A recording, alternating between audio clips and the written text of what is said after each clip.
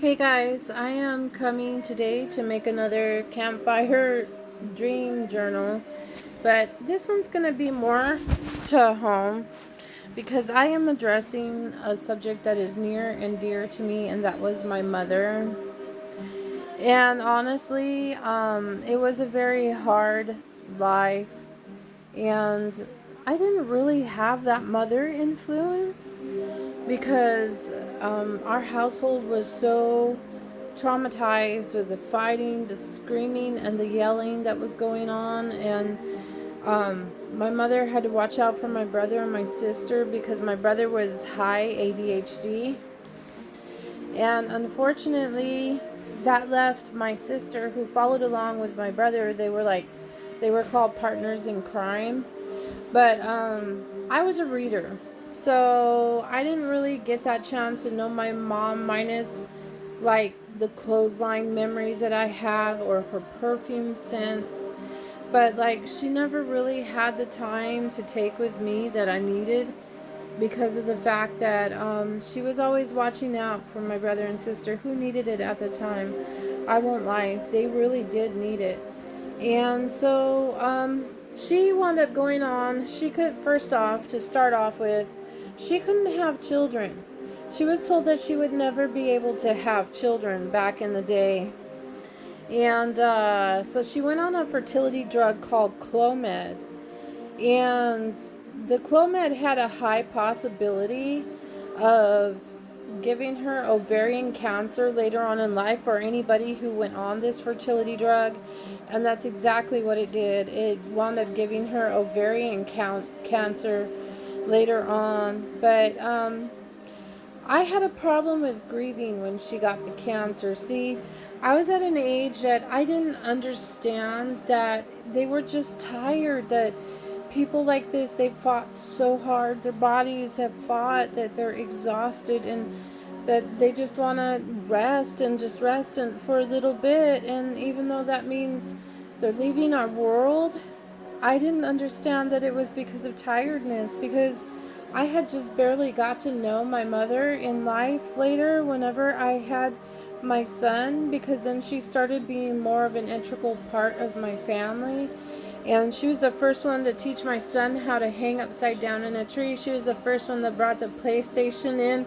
And she was the one that just helped me to realize a little bit of what living was like as my mother. And like I said, even though I didn't know her perfectly, when we lost her, this meant the world. And so I grieved all of our losses because to me it was just somebody close that we had just lost again. And like we were always used to losing in this life because that's just how our household was. And so when she got this cancer, and mind you, I was a single parent at the time. The relationship was really abusive, and she was a protector of my son, and she helped me during a lot of hard stuff. But when she got that cancer, and we watched the most vital person of our lives go from healthy and laughing down to nothing and then pass, it hurt and it ripped us apart. And I still struggle with getting closure on it because I don't know how to mourn. I just never knew how to mourn her correctly. And so I was always there making sure that my brother and my sister would be comforted, that my son, the grandchildren would be comforted, that, I was busy trying to help with preparations and getting her situated with her funeral, getting things done for her, and working because I still had to work because we didn't have the money not to work. And on $2.13 an hour, it was very difficult for me. And so when she died, I couldn't mourn. I was so angry with her because to me it was like she had given up. Like she had quit fighting, And I know that's not what it is now. Now I know this. I know they're just tired. But back in the day, it was like she had quit fighting. I'm like, why are you giving up? I didn't understand exactly what it was. I didn't, because she was so vital. She was like one of the ones that showed us unconditional love in spite of my dad, who was very fierce, and he could be a bit frightening. And the thing is, she's the gentle side of nature. She really was.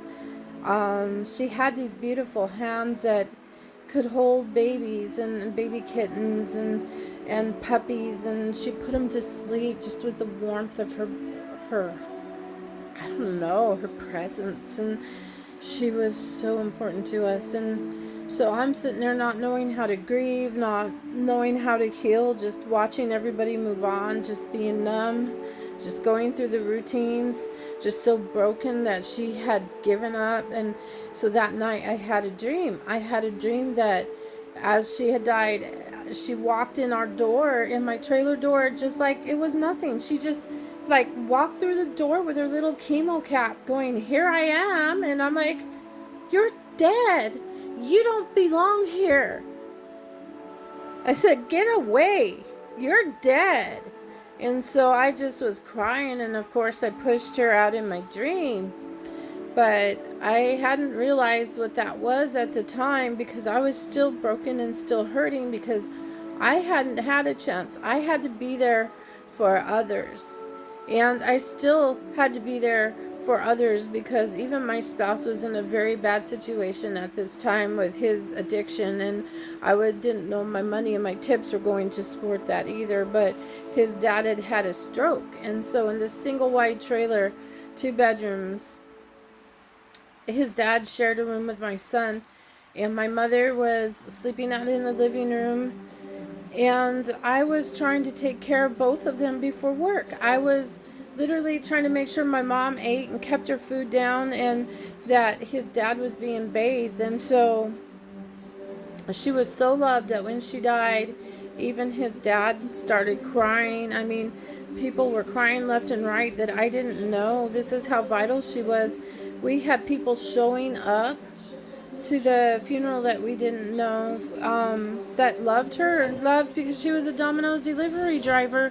Even when she had cancer, even when she was going through chemo, she still drove. She was working 2 jobs to try to support the bill pay and everything like that. And so, like I said, when we lost her, it hurt. And I know I was so mad with God. I just threw my Bible across the room, and I told him, and I said, "You know what? I am so done. I am so done. All of our lives, it had been nothing but a nightmare." And I said, now I'm done. I'm done believing. I'm done hoping. This hope? What hope? You know, we've walked in death from the time we were little. But I flung my Bible across the room, and I just broke down crying, and I just started telling him, how fair is it that I didn't even know her as a mother completely and didn't get closure? I said even Mary had closure. Mary, yes, it was her son, and it probably hurt just as bad. But I said, you know what? But she got closure. She got closure. I didn't get that closure, I didn't get to know my mother as my mother. I was so angry with God. I'm like, what kind of a loving God would ask me to grieve somebody I didn't even know? And yeah, I need to grieve because I'm starting to get angry and hurt and all that. And so that night, after about a while of just crying and breaking down, finally, I don't like to cry in public. I hate it when I have to cry. I cannot. I have to be alone to literally be able to mourn. And so I just wept and wept and wept. And I mean, when I cry and mourn and grieve, I grieve to an intensity and I can't help it because that's just who I am. So the grief in my life causes me to cry so hard, my heart will shake like this. It'll just sit there and I can feel it in my chest just vibrate like that when I cry. And so, that night, after telling the Lord it wasn't fair that even Mary had closure, but I didn't get any closure for my mother, next thing I know, in my dream, I'm in like this church, and it's like a temple style church because there's pillars, but you go inside, and then there was these wooden pews, and up at the front there were 2 tables, one on each side, and they both had the candelabras, which were the 7 candle holders. And on each one were on one table, if I remember correctly now, it was golden cups and a golden pitcher with grapes. And on the other table was a silver pitcher with silver cups and grapes. And in the center of the way was bread, like on the table in the center. There were 3 tables, but in the center it was bread. And then as you step back further, there was these tall vases in silver and gold of flowers, beautiful tall flowers. And so then there was a pulpit. And on the pulpit, there was a cross that went up. And on the edge of the cross, there was a crown that was tilted, like hanging off the top of it. And off the other was this scarlet cape, cloak, like it had been dipped in blood, like what the Savior might have had draped about him. And then in front of the pulpit was a lion. The lion, I'm facing this way. The lion was on my left, facing the lamb, who was on my right, who was facing the lion. And then in the back of that was the Star of David. There was a flag in the back of the pulpit on the wall, and there was the Star of David. And I'm sitting in the back of this row, and this beautiful little Latina woman, an older woman wearing these beautiful vivid gowns, came up to me and told me, "Mija, you need to come to the front. You need to come up." And so she brings me up there with her. She said, "You are to wait here." She said, "Wait here, there's a message for you." And so as I'm waiting, I'm all by myself. I have my head hung, and I'm just crying, and just quietly crying, because I still am mourning my mother. And I hear a noise coming down the center of the aisle, and I look over like this to my right. And here comes this young lady who's like in her 30s and looks incredible. And all of a sudden I was like, "Mom?" That was my mom. And I almost didn't recognize her, except for the dress that she wore, because she had brought that childhood dress that she had as a little girl into our lives as little girls in her keepsake chest. And it was a yellow, like a burnt orangish yellow and white gingham checkered dress, and it had the little white pinafore that was lacy, and she was wearing these little lacy fold over socks with these smaller heels like that, and they were white shoes, and her hair was braided on each side with bows, matching bows. And I almost didn't recognize her. Because in real life, her face had pock marks from medicines that had damaged her. And so here she is coming up, and she sits beside me, and I'm just like looking at her. My mind is like, like what? And then she looks at me and she tells me, she's all, "What can I do for you now?" And I got thinking, because all I ever wanted was her to come back. I just wanted her back. I didn't want her dead. I wasn't ready to let her go. And I'm probably not going to get any videos watchers here. But anyway, so I'm like, I realized I couldn't ask her to come back. Because when they die and they're done with that pain and that suffering, if you're asking them to come back and not die, and should they never had to die in the first place, what are we asking them to want to live through, What is the next pain and torment that you're going to ask them to stay around for, to be able to have to go through the curse of death? But the thing is I realized at that time it would have been selfish of me to ask her back, because would I ask her back to spend just what, maybe another year or two and have something worse happen to her, have to have her suffer even probably more? No, and I wouldn't know if that would be her path or not. But these people that say, why does a good God allow these people to die? Well, have you ever thought that maybe he is opening the door? That maybe he's like, your time is done. You've suffered enough. I'm not going to make you suffer anymore. Not that he ever caused that. Our lives did, because it's been appointed for man to die once. But the thing is, everybody's like, how could a good and just God, take somebody? Think about this. How could a good and just God let somebody linger in this? We don't know what they would have come across. You don't know how they would have died. And what, we're going to be so selfish that if the Lord decided to open the door so they could leave sooner, instead of having to stay behind and suffer, another round of medication and more hair loss? So at that point, I sat there and I was like, I want you back, but I don't. You're here now. You're not suffering. And it would be unfair for me to ask you to suffer anymore. And so in the dream, I'm just sitting there, and I was a little shy to hug her because part of my mind is screaming she's dead. But the other part of my mind is like, no, you know better than that. This is life. And so I finally hugged her. And as I hugged her and was crying, I woke up. And I was like hugging myself. But the thing is, did we experience anything supernatural? Yes, we did. I can tell you, when these people die, they don't look anything like how you knew them on this earth.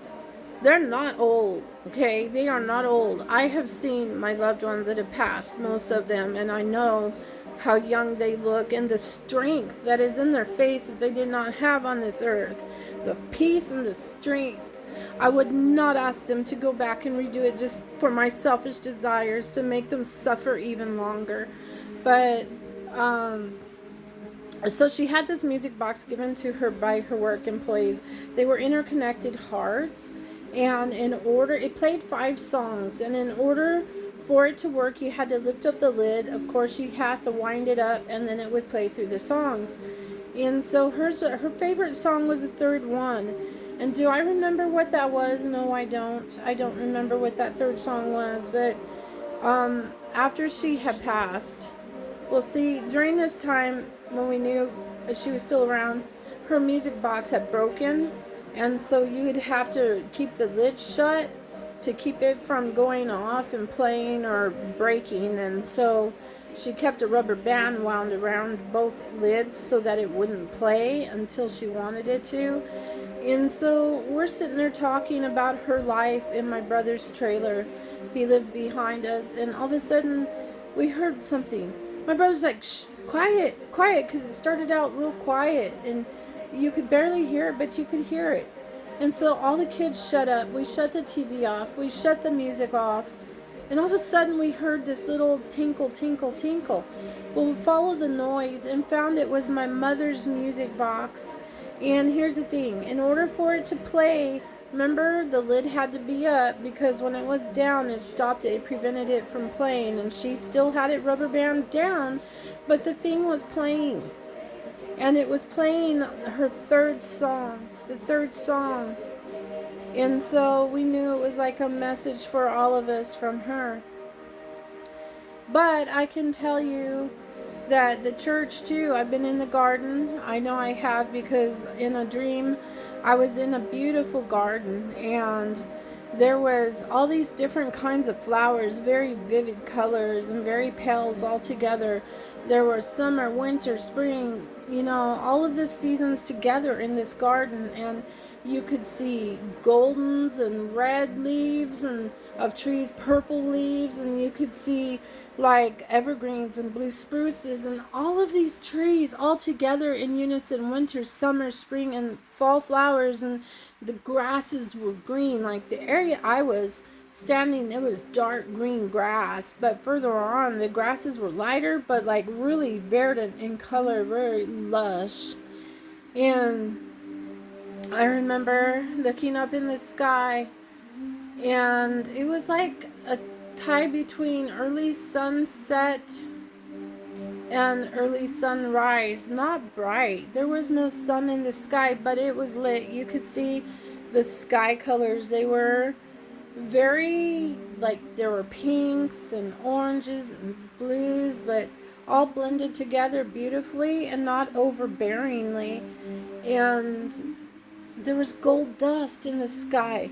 There was no sun, there was no moon, just this beautiful reflecting gold dust like particles in the sky. And the mountains were snow-capped, and the gold dust like reflected off the white of the mountains. And the mountains, there was like this purplish, bluish cast. And there was a lake. And the lake at the bottom of this mountain was a dark blue, like sapphire, dark blue. And the waves, they rippled, and you could see the breeze, you could feel it. I mean, you could see it move the water, you know. And the gold glittered off from the water. You could, as dark blue as that was, the gold just glittered across the top of it. And it was not cold, it was not hot, it was just right. I mean, I didn't really like any temperature, but everything was moving in unison. Everything was just living. You could see life in the trees. You could see life in the skies. You could see life in the movement of the water and how it moved and rolled. And it just, you could see it in the reflection of the glitter, of the gold colored glitter in the sky off the mountains. And then I've been to the tabernacle on the outside too, because it was set at the edge of a forest, a very beautiful forest. And there were these pillars that came up that you would walk into to enter, and then you go toward the front, which was like the church. And as you came out the door of the front, there's like these aqueduct, tiny little rivet aqueduct terraces that went down like that, down 3 times on each side, and streams flowed from both sides on down the terrace decks to follow and join a massive river on the bottom, like under the church, like flowing out from it, like living water, like pure river water, like had the white rapid water, but it wasn't rushing, it was not dangerous, it was just pure. There was blue in it, but it was like a light blue, but there was white. It was just, I mean, massively how it flowed into the river on down into the land of that. I saw that, and then I can tell you that these people that pass, your loved ones, if they believed in the Savior and they are there, they're not old. There is no age there. They're young. I have seen my dad. I have seen my mom. I have seen my grandparents. And I almost didn't recognize my grandparents, minus I get a flash of them as older, so I knew who it was. But they all were young, all around the same age too. Like, I'm telling you, they were in their 30s. I mean, there was a strength in their face, determination, but no guessing in their face. They knew.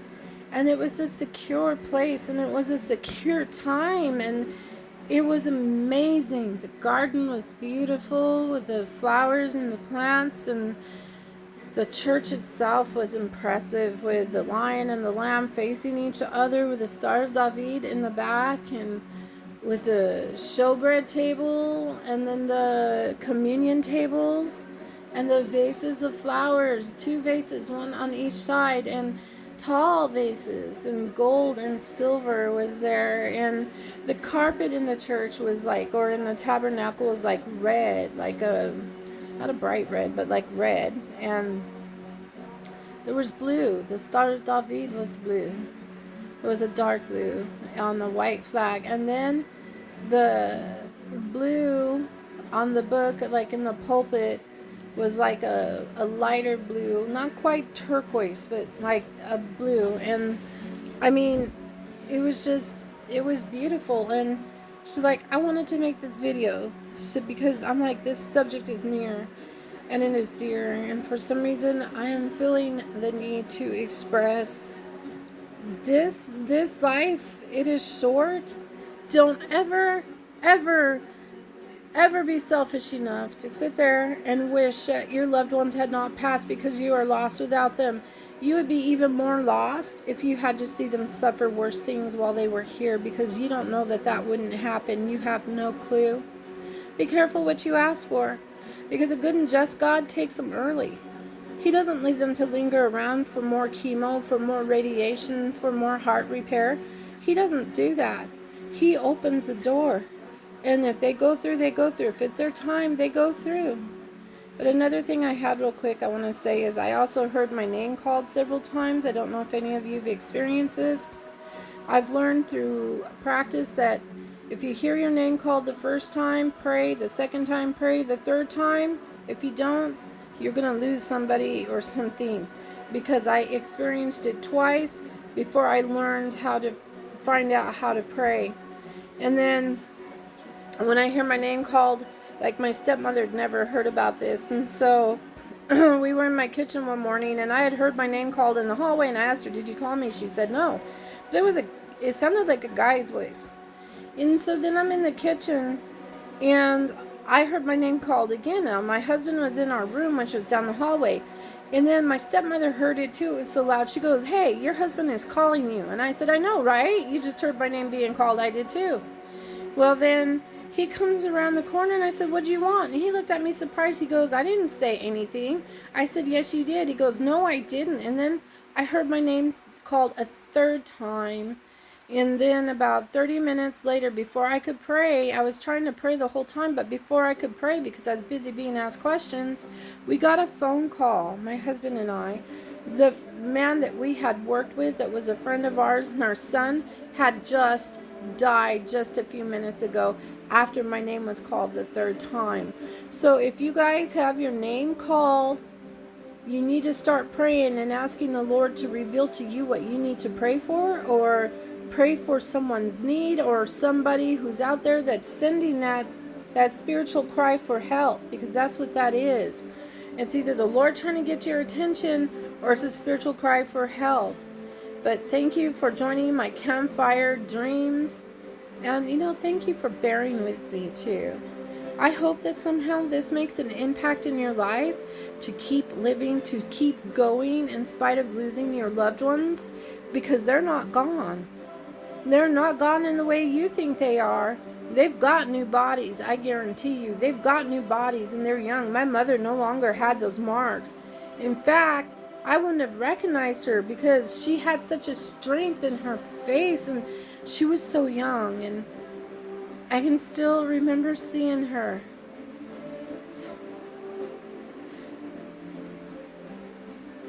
And we have that hope.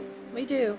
We have a beautiful hope in Jesus Christ. And this is how I know, because my dreams are my dreams for a reason. But thank you all, and I hope that, maybe this can reach a little more of you guys and maybe encourage you somehow. Y'all have a good evening. Thank you.